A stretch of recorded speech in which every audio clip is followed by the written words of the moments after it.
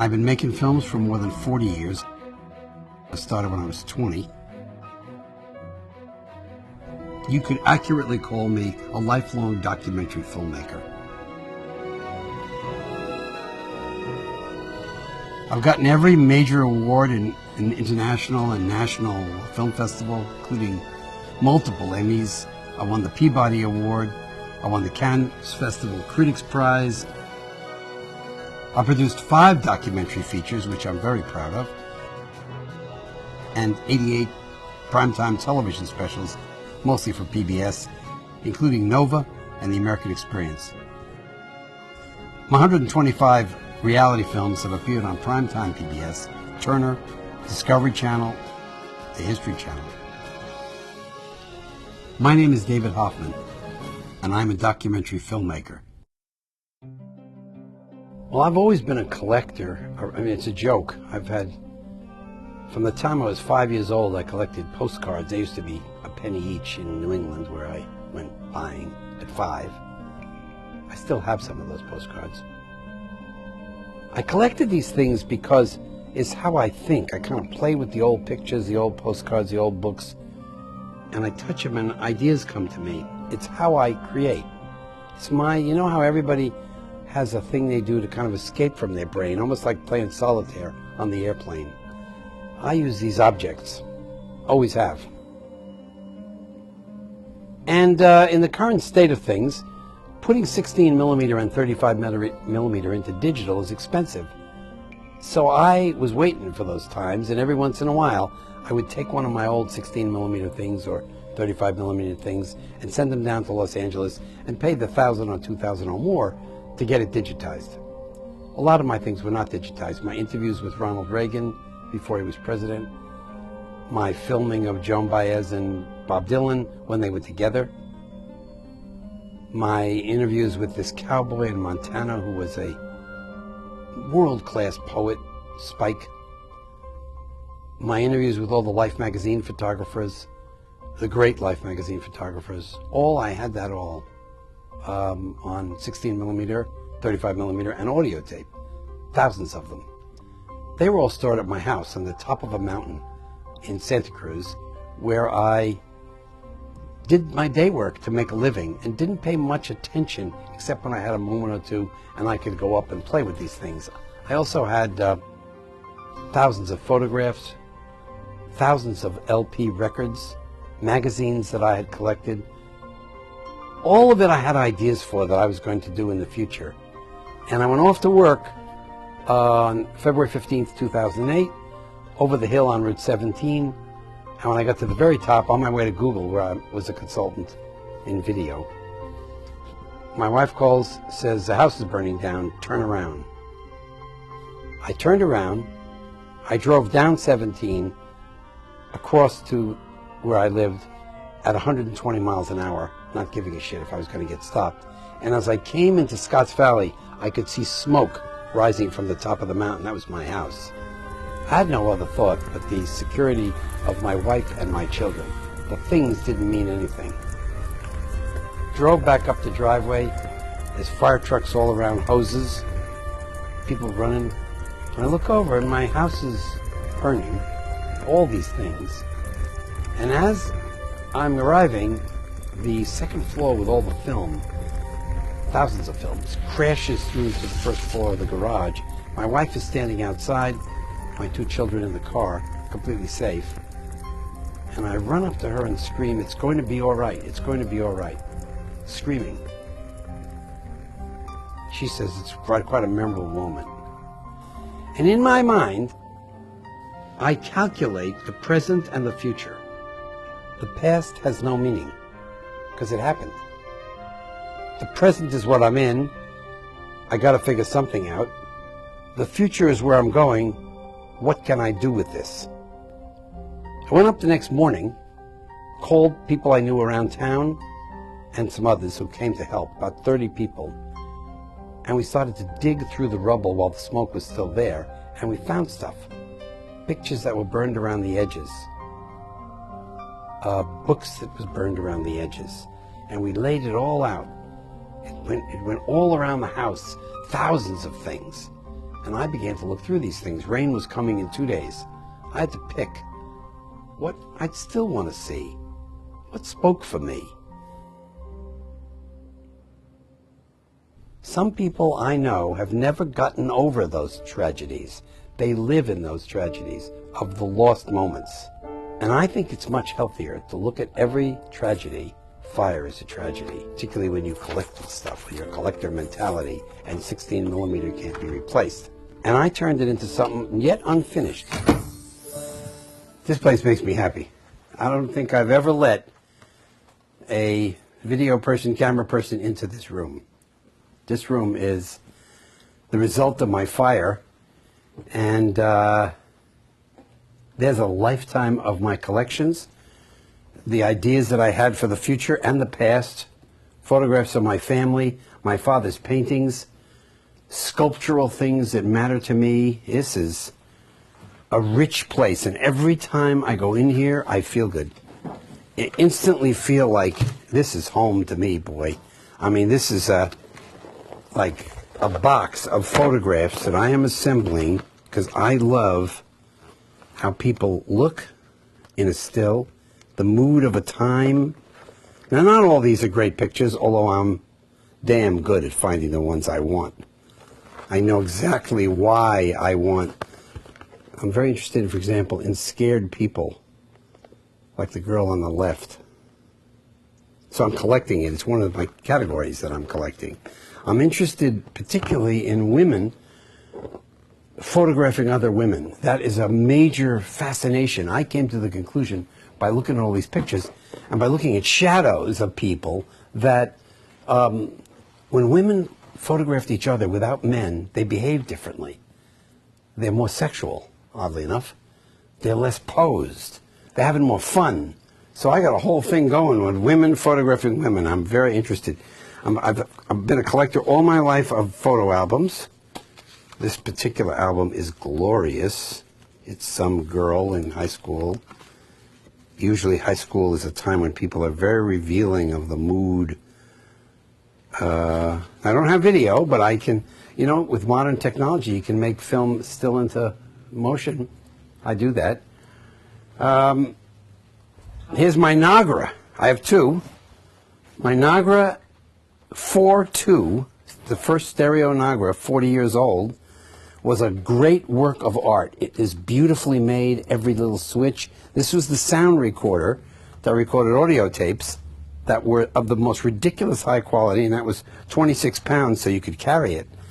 It's still a great recorder. They sell for more than $1,000 on eBay.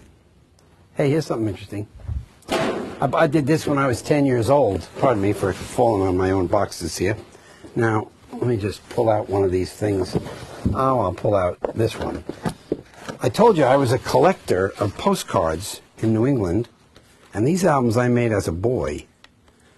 And this particular one, which really I loved the Germans were the great printers of the time, and they figured out how to print a image on an embossing with full 26 colors, including gold ink, gold paint. And they did it just perfectly. I mean, these things are embossed. The paint is perfect. So I used to buy them all over New England, and I collected, and I still love, and it didn't get burned in the fire. And why it didn't get burned in the fire is because my wife, disgusted by all this stuff, saying, you know, in New England, where you come from, David, this stuff stayed in the barn, not the house, asked me to remove it. So I got a metal container, which I had in front of my house. And because of that, everything that's here was in that metal container and didn't burn. So I lost my film, that was in the house. But all these wonderful old books that I've had, I'm very interested in patriotism, you know, like Uncle Sam. This, I bought two of them when they were first made in 1976 because I thought, man, that's America. I don't mean that that's the essence of America, but I believe in these things. I'm very interested in hand painting. This is a hand-painted photograph. I was an early activist in the civil rights movement. I picketed when I was 16 the Woolworths near my house and got arrested, in fact. So I'm always interested in how the black man is being perceived, not just the racist aspects of it, but the somehow subhuman aspects of it. And I now find that there are black people who are also collecting that stuff. I'm certainly not alone. There were new things. I mean, this thing I bought just less than a year ago, but isn't that great? Gnarly Teeth. I mean, that is a wonderful piece of Americana. These section over here are books that I believe have movie potential. So When Day is Done is an idea I have. It's kind of the end of your life sort of a movie. This is Israel, the great Hawaiian singer who did Somewhere Over the Rainbow. That's like a classic now, and I'm just fascinated by Israel. He's an incredible performer. If you look over here, by the way, these are, as I find these fire things, which I do every weekend for half a day, when I find something that means something to me personally that was burned in the fire like this was, this is me in New Orleans 6 weeks before the Katrina, making a film, and I just did that. That's my dad, who was an artist in New York City, a very economically unsuccessful artist, but a really good artist. He just didn't make any money. Went to Israel, went to the Wailing Wall, one of the world's nuttiest places to be. Up here are the Muslims praying in the mosque. Down here is the Wailing Wall. And the guy says to me, that guy says, "Are you Jewish?" And I said, "I am." And he said, "Well, you got to do this thing." And he wrapped me up in these things. That's my wife, Heidi, and my first son, Henry. And as I find these are my love letters from my wife. And my grandfather's flag from World War I. Look at this. That my father had given me. And it was burned in the fire, but it wasn't totally burned. Now I ask you, I mean, if I had bought that new, perfect, in an antique shop for $300, was it any better than that as a work of my grandfather? So the fire had pretty spectacular results. Do you think that so this is definitely the favorite? You thank God that these are the ones that survived. If you had to choose, these were the kind of the ones you wanted to survive. Yeah, no, I know. Well, if I had a choice, every photograph was available, or everything that was available. This was my father hated the dentist, so he made A king teeth are bad tenants. Is that the thing I would have saved from my father? No, I would have saved one of his paintings.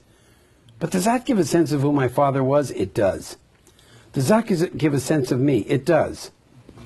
So, I don't know about best, but I know that sometimes life forces kind of choose for you. Same with the movies. I mean, you got what you got, and you make what you can out of what you got. And sometimes that's the way to go. Well, I'm about a quarter done going through the things that are burned, most of which are in here, but I still have some just boxes of stuff that we dumped. And, you know, I was making this film Sputnik Mania, and it had just finished when the fire occurred. So here's a copy of the New York Times from the day that they launched Sputnik. Soviet fire Earth satellite into space. It is circling the globe at 18,000 miles an hour. Freaked people out. I particularly like these kinds of engravings. These pictures, kind of, to me, they had it all. There's dying soldiers, bare-breasted women, lovers, the Mongols, the Huns. And I collected these. And the fact that it's been burned and has soot, ash, well, it's not worth anything, but does it hurt? I don't think so. I think the thing still got it. And that's how I see a lot of the things in here that I've kept. Hey, look at this. Now, pull back a second here. Now, this, one of my first film, the old man, the Bascom Lamar Lunsford. I mean, he's showing me pictures in his archive, and he says, "Now, that's when I was something." I was just about to say, "Now, that's when I was something," in terms of a collector. These are, I'm going to make jewelry someday I don't know why I want to make it, but I'm very interested in images. So I'm collecting objects into which you could put an image. Like here's a belt, a lady's belt. And these things were all not in my house. They were outside. It's my wife and I made that into a tin. But so I have a wonderful collection of objects. I love this Jesus pencil toppers. Don't know why I like it so much. And I like stretch body bits. I'm looking for this stuff all the time. These, everyone has seen these things. These are pencil tops. And I'm headed towards a wall, a huge wall with my objects, hopefully in some, this is a breast cup, which was a thing he drank tequila in, and I like tequila. I'm looking to make this wall, maybe in a museum, and to put this stuff up in a way that tells my story. So I don't mean my story, ego story. I mean, through all these things, what does this guy see? What is he looking at? Why does he like this so much? And I do. I really do. Hey, here's something really interesting. You stay there. My father was a book jacket designer, and this survived. And this is one of his first book covers. He did the first 250 paperback books for a company called Pocket Books. And that's one of his covers. He came up with these moody things which sold books, and they really did. So that's oil painting. While he wasn't, he never made any money. And this was a prize that survived. Oh man, it got burned on the edges. Look at that. That's my grandfather in the Spanish-American War, Charles Hoffman. A bullet, and the most important thing, his silver star with a gold leaf, given by the president for running nude through enemy lines in Cuba during the Spanish-American War, carrying a message. And he made this box, and I said, oh man, I lost that box. These things would come up after the fire, you know. It would be like, oh, I lost that, I really want that. And then there it was in a drawer in this place I'd kept outside. Priceless. Loved it. I'm very interested in little things. I mean, do I sound like a weirdo? Yeah. Would you do this? Probably not too many people watching would do this. My wife thinks it's nuts. Why am I collecting this stuff? Because it's images that have power of history. Everything, the power of history, change. It's the greatness of the past that reflects on the present, like this did get burned. And I loved it. This was what they used to wrap presents in for holidays. And I thought, man, that's done with gold and silk. And I'm hoping sometime I can pull the middle out and it will be okay. My buttons are okay. Some of them damaged a little. Make commercials, not war. That was 1968 when everything was either war or not war in the Vietnam era. And I have a lot of those buttons. They're not worth a ton, you know. And you could buy them on eBay. Not all of this stuff, but a lot of it. The point is, though, what matters to you? Well, they say that the average family has 125 objects in their house. Things they bought. Well, that's 125 times 115 million American homes. That's a lot of things. And I'm fascinated by those things.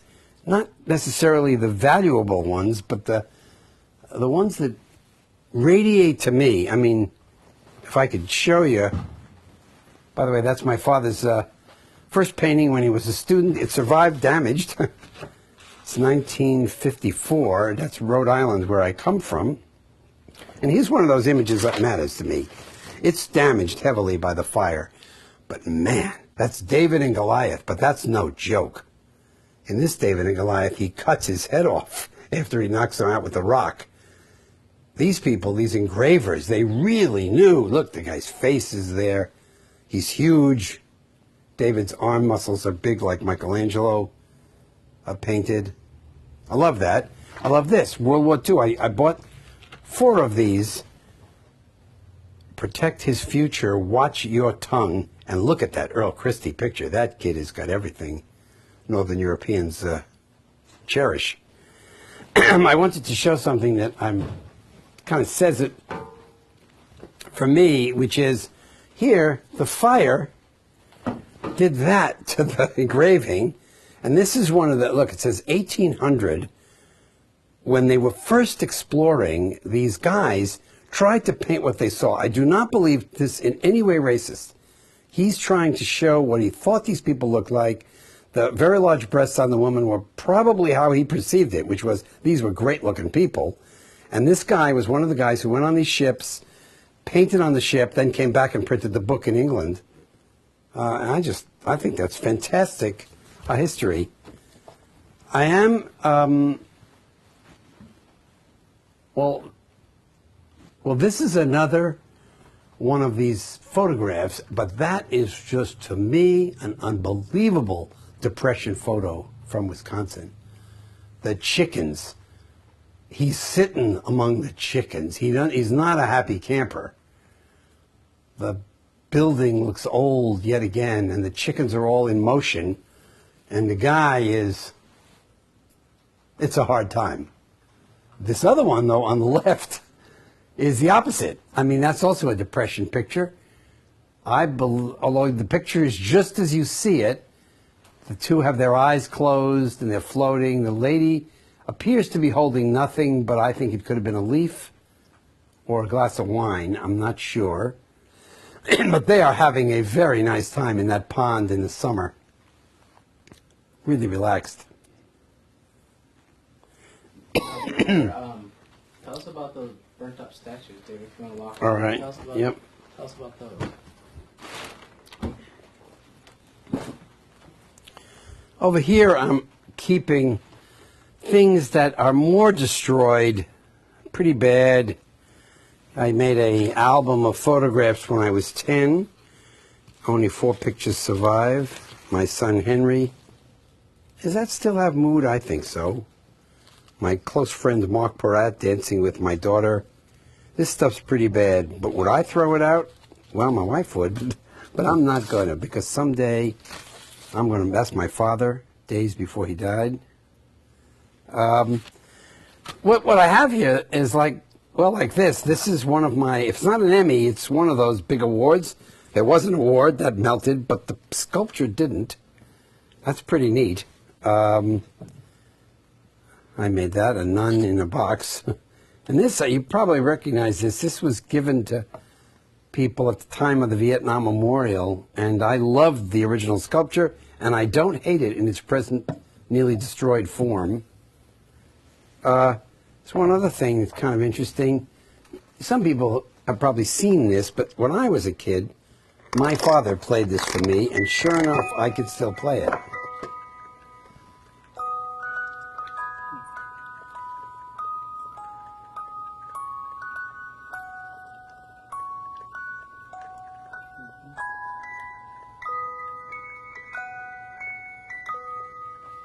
Pretty nice. Brings back the same memory to me that a smell would make somebody, or an image or a thing. I mean, that's the point. Not all of these things were in my youth, but they're somebody's youth, and they mean a lot to me.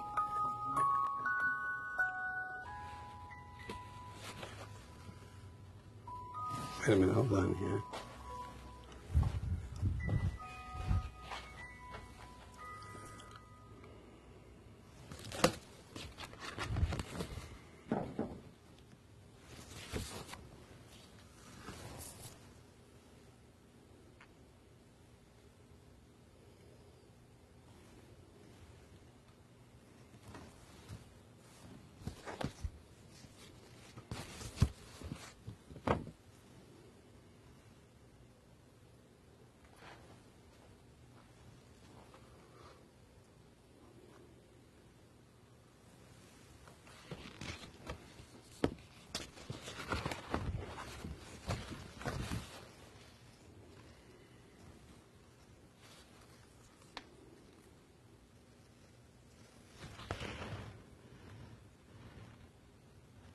Heidi and David, me, on our first dating experience to Mexico in a place in Cabo where they only serve tequila. And that was a picture that would have been lost, and there it is, man, it survived. And look, it burned around the edges, but all the essential fun we were having at that moment is there. I'm working on a film on what the things that I kept from the fire mean to me, making it for my two sons, so that someday they will look at this burned out nothing and say, why did my father keep that? And I want to tell them, what do I see in that? What do I hear in that? Why is that a story that interests me? I haven't made that movie yet, but I'm all set up to. I have my HD little camera and my little mic and all my things around me in this crowded space that every collector will know, though it looks disorganized, is becoming organized. I'm headed towards something. Has it changed my life? Well, it got me into Santa Cruz, one of the greatest towns. I was living outside it. I now work at home, where my boys are right near me. I could have made money out of those things, and this is a good lesson, and I didn't have any insurance on my film. I only had insurance on my personal effects. All those assets just gone. And I think the lesson is that if you think about your own life and the tragedies and turn them into positive things, they're very great moments for creative result. My view is the ordinary citizen, particularly with today's technology, can be highly creative, extremely individualistic, just by following a set of techniques that you don't have to be Shakespeare.